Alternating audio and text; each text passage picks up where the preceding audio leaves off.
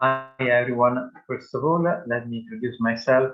My name is Gregorio Salatino. I am an Italian lawyer, and my law firm mainly deals with corporate law, contracts, commercial contracts, litigation, and we are also developing a particular focus on new technologies. We are here today to speak about ransomware attack. This is a very interesting issue for those who are willing to learn something more about cybersecurity. I have prepared some slides that I am happy to share with you, and I also share my screen.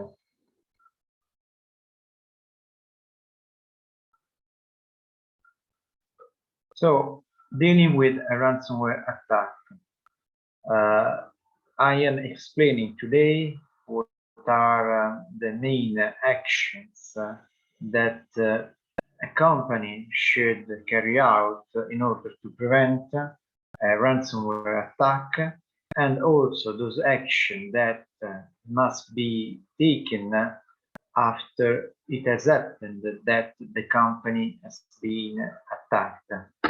In this respect, I will rely on a document that has been recently published by the ENISA, that is the European regulators, a document dated July 2022, whose name is Threat Landscape for Ransomware Attack. ENISA focused on this particular virus, the ransomware, because ransomware has been ranked in 2021 as a prime cybersecurity threat across the European Union. And ENISA also stressed that sooner or later every company will be hit by a ransomware attack. It's not, as we usually say, if, but when. So it is very important to take some measures in order to prevent this kind of attack. And in addition, also to know what to do after the attack has taken place. First of all, let's start with the definition. What is a ransomware? The word already explains a lot. When I kidnap someone, I ask for a ransomware to release him. In this case, no one kidnapped anyone, but mainly the so-called threat actor takes control of a target asset. So basically, the threat actors, after taking control of a target's asset, demand a ransom in exchange for the return of the asset's availability and confidentiality. So I take control of an asset belonging to a company, and I say to the company, look, if you want it back, you have to pay me a ransom. The concept of ransomware has evolved starting from the mid of 2010s. Ransomware used to focus mainly on two actions, such as encryption or locking.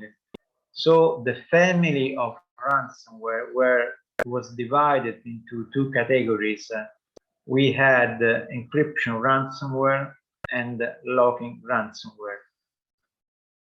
However, there has been a strong development, and in order to better define what a ransomware is, a new approach has been followed. So we mainly focus on actions that ransomwares perform and assets that ransomware targets.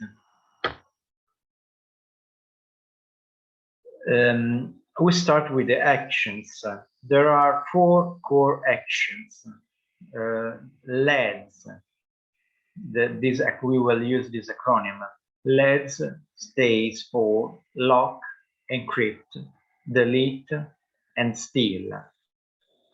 So ransomware can lock access to an asset, such as locking the screen or locking access to a particular application, for example, by changing the PIN.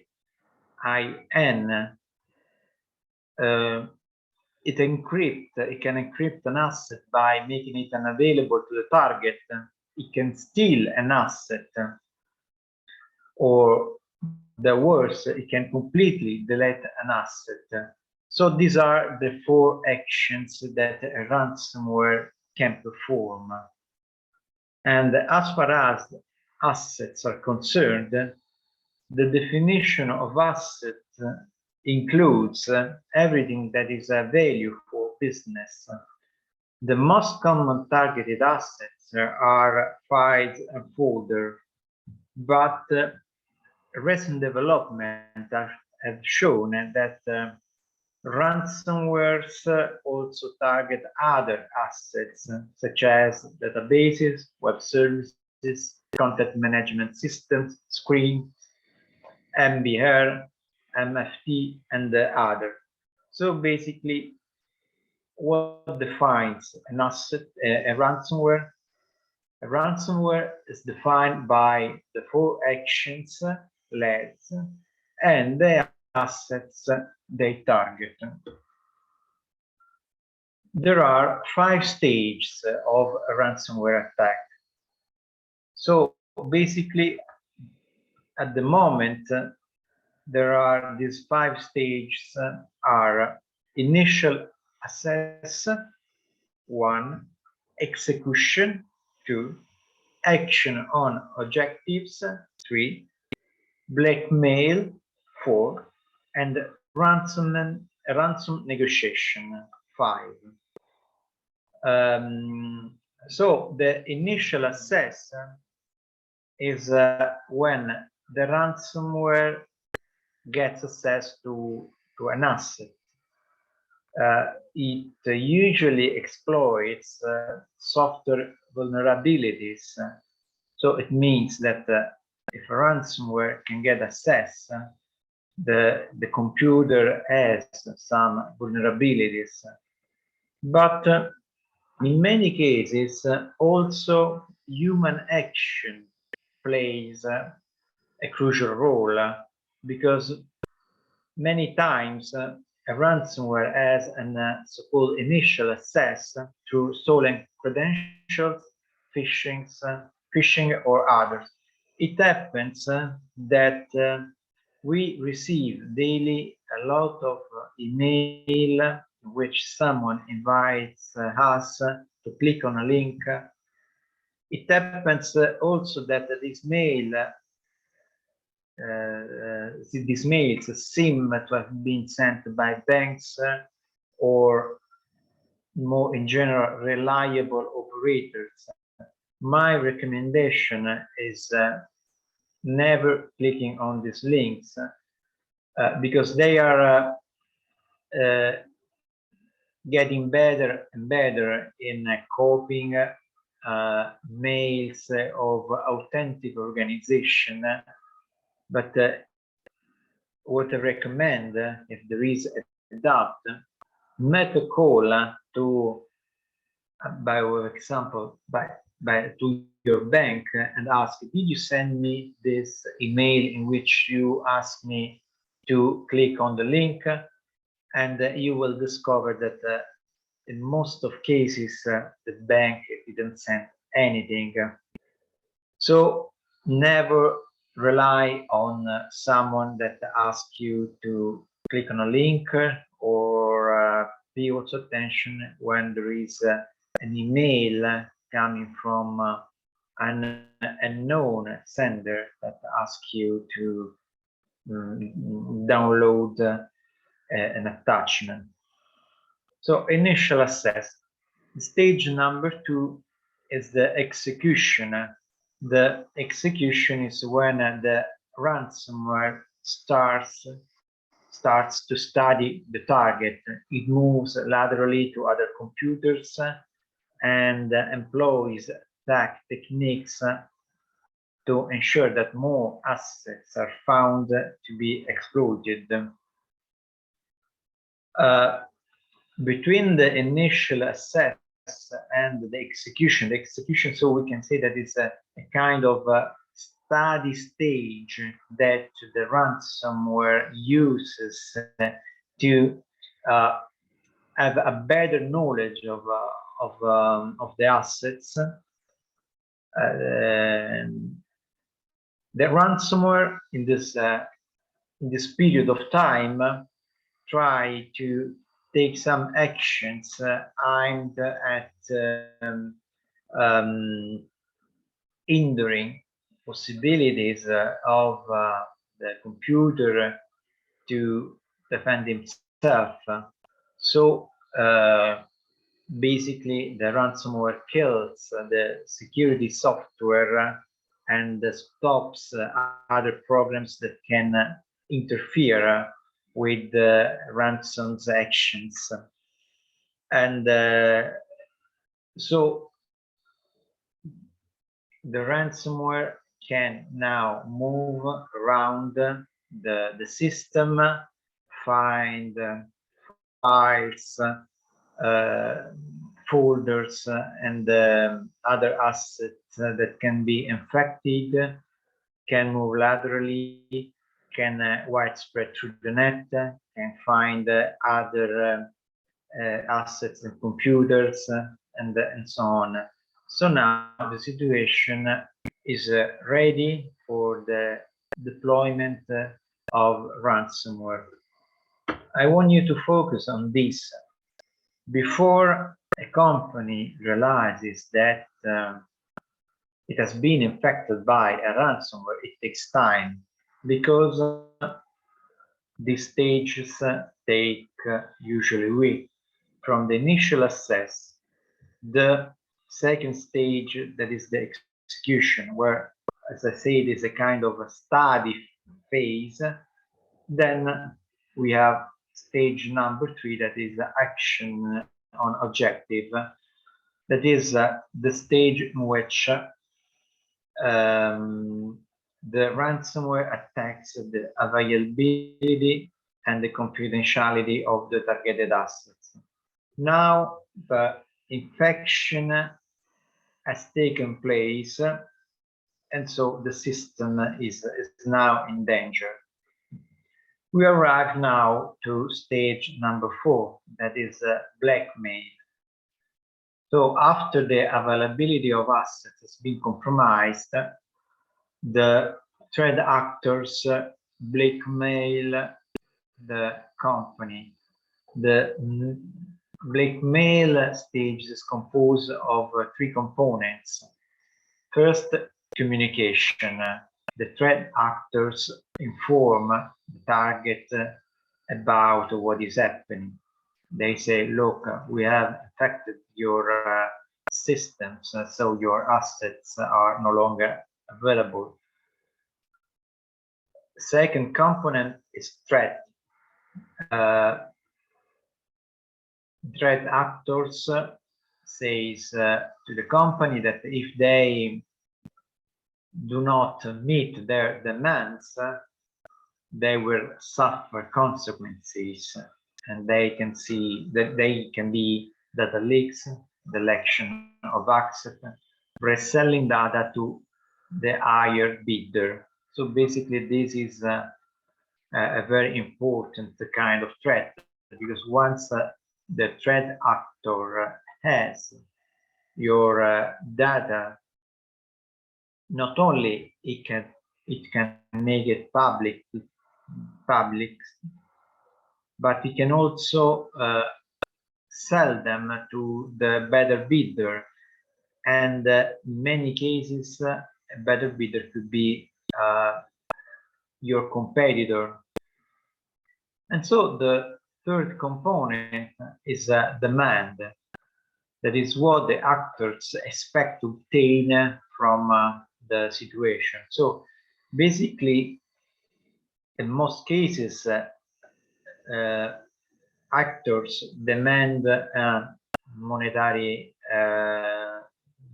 compensation, but also in the demands, we have seen a development, because sometimes actors do not require the company to pay an amount of money, but demand to add or remove software feature in their products, or they ask target to infect other people in order to obtain some free decryption keys.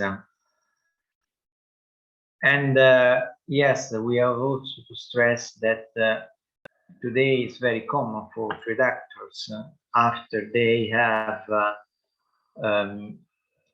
attacked and compromised the assets of the target, also to make public announce, because this is particular discrediting to the company that has been hit. And so this is also something that pushes very often company to the stage of negotiation, because the threat actor says, look, we have, your system is no longer available. Either you pay us a ransom and we give back the assets, or we could first of all make public announcement about what has happened. And for a company, it's not something positive that the data leaks are made public, and also they can, as I say, they can also employ this data in various terms. So they can, for example, it has happened that many times this data are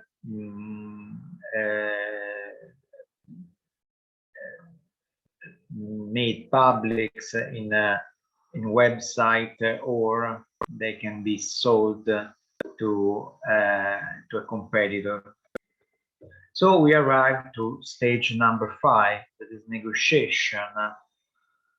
Well, the ENISA in its document expressly stressed that this should not be a 5th stage, because they do not recommend the negotiation, but they inserted because it usually happens. But recommendation of ENISA on this point is to not negotiate and to rely on authorities. We will say something more on this point later. The ransomware business model has also developed, since now we call it business model. The way attacks are carried out has changed in times.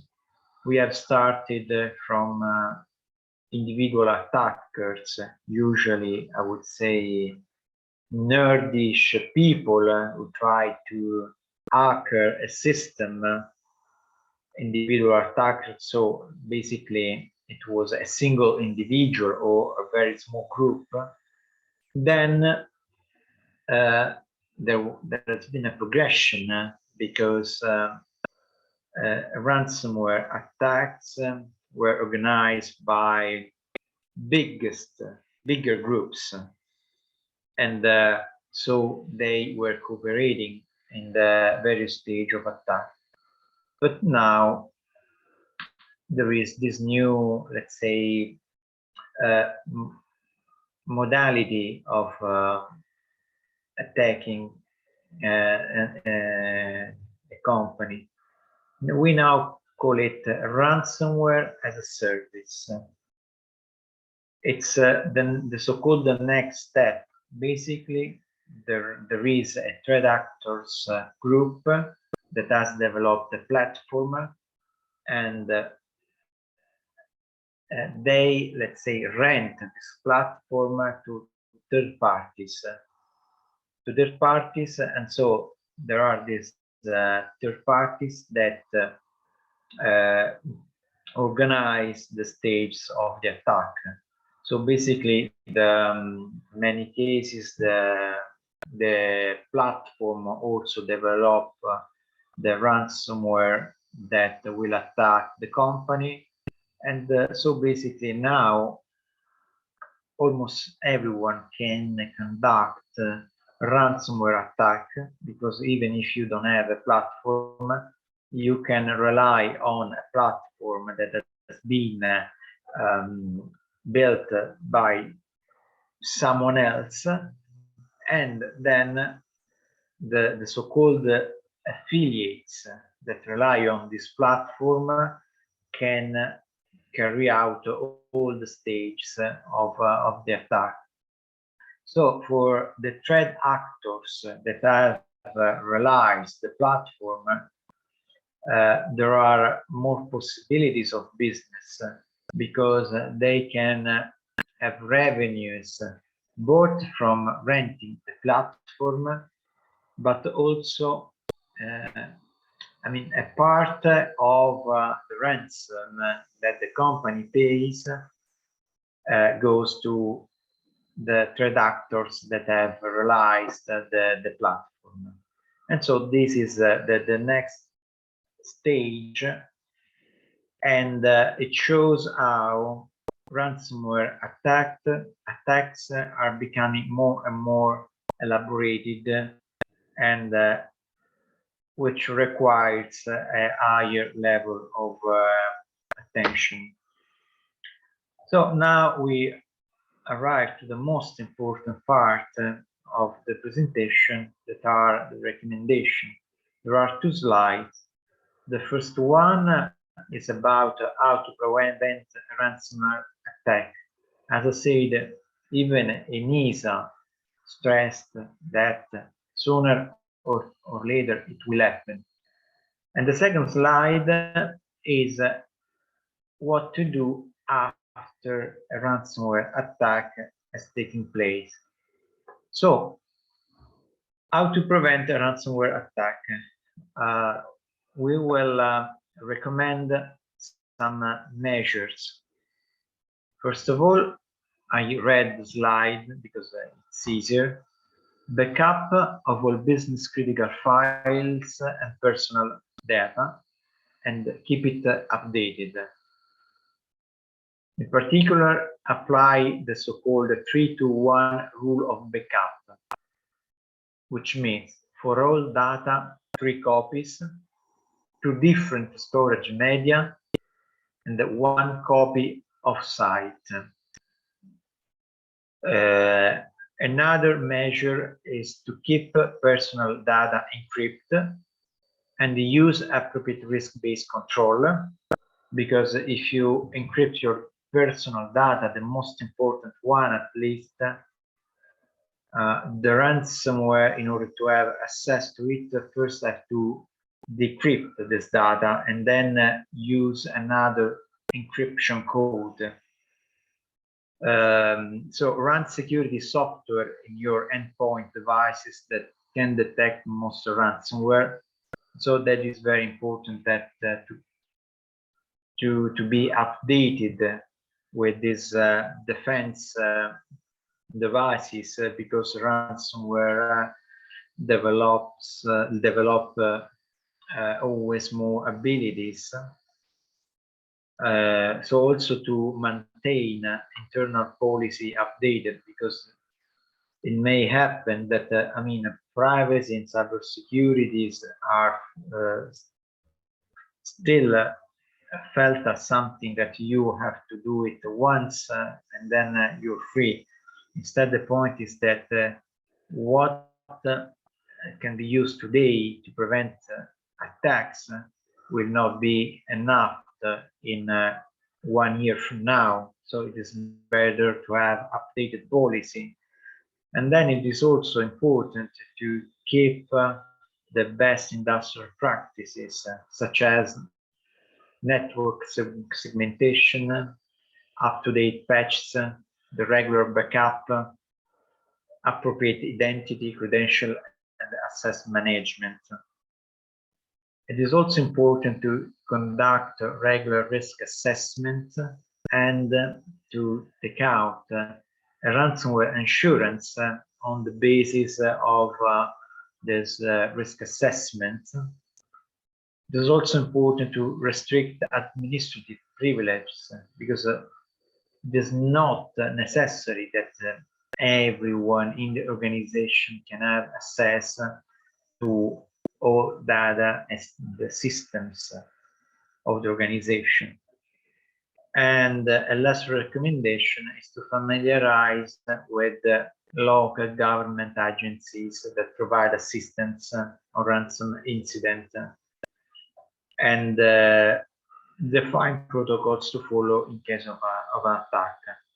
So basically, this last recommendation, it also stresses the importance of rely on authorities because especially to avoid the fifth stage of the negotiation that, as we have seen, is not recommended.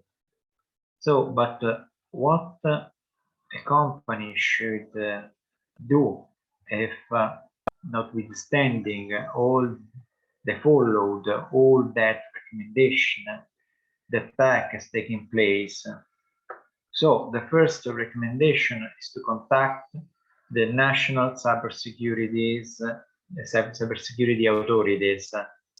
Second recommendation, do not pay the ransom and do not negotiate with the threat actors.